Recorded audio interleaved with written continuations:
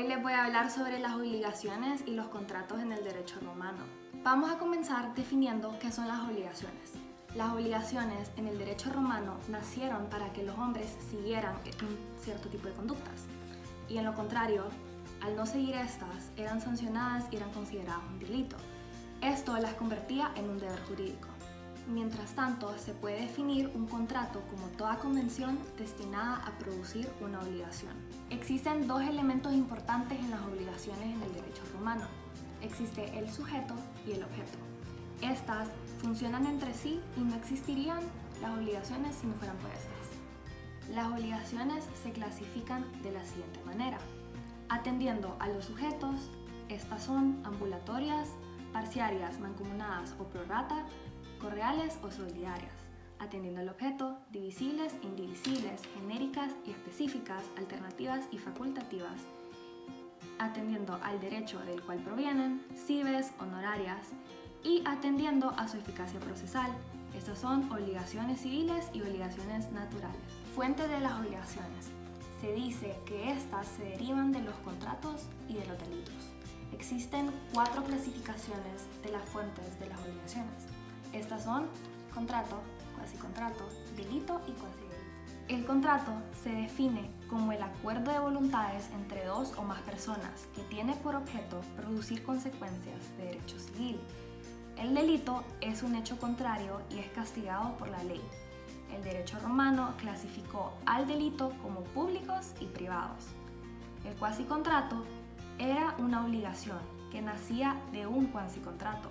Es decir, en esta figura no se tiene el acuerdo de voluntades de dos o más personas contratantes. Esto es llamado consentimiento. Y el cuasidelito es un hecho ilícito, no clasificado entre los delitos. En Roma se decía que el cuasidelito era una nueva figura delictiva, creada por el derecho honorario y que había sido contemplado como delitos. ¿Cómo se extinguen las obligaciones en el derecho romano? Existen 2 tipos de extinción. Tenemos por un lado las que operan de pleno derecho, o ipso iure, y otras que solo producían sus efectos extintivos por vía de excepción, o exceptions. Dentro de los modos extintivos que operan el ipso iure están el pago, la novación, la confusión, la pérdida de la cosa debida, el mutuo disentimiento, el concurso de causas lucrativas y la muerte o capitis de minutio del deudor. Divisiones de los contratos. Los contratos se dividían en contratos de buena fe, contratos de derecho estricto, contratos unilaterales y contratos sinalagmáticos. Contratos de buena fe. En este tipo de contrato, todo se debía arreglar de acuerdo a la equidad. Las sanciones para este tipo de convención llevaban un nombre distinto para cada contrato. Contratos unilaterales.